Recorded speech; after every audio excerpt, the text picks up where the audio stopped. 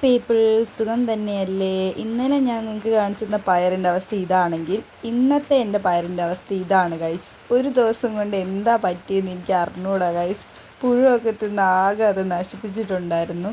പിന്നെ നല്ലതായിട്ട് തന്ന എൻ്റെ പാവലൊക്കെ ഇന്ന് നോക്കിയപ്പോൾ ഗൈസ് ദയനീയം. ഇതായിരുന്നു എൻ്റെ പാവലിൻ്റെ അവസ്ഥ.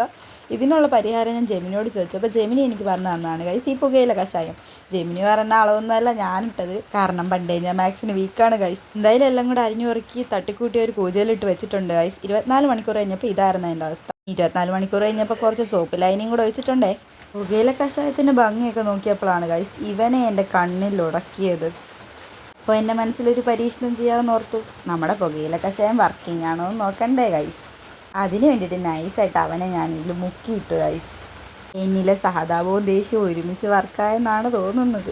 കുറച്ച് കഴിഞ്ഞപ്പോൾ ഞാൻ ആ തണ്ടോടെ പറിച്ച് അവനെ അതിനകത്ത് ഇട്ട് വെച്ച് ഗൈസ്. ഒരു 2 മിനിറ്റ് കഴിഞ്ഞപ്പോൾ ഇതായിരുന്നു അവൻ്റെ അവസ്ഥ. ഡെഡായിട്ടുണ്ട്. അപ്പം നമ്മുടെ പുകയില കഷായം വർക്കിംഗ് ആണേ. എന്തായാലും പൂർവാധിക ശക്തിയോടെ ഞാൻ തിരിച്ചു കൊണ്ടുവരും ഗൈസ്. അപ്പോൾ ഇഷ്ടപ്പെട്ടാൽ പറഞ്ഞിട്ട് പോണേ. ബായ്.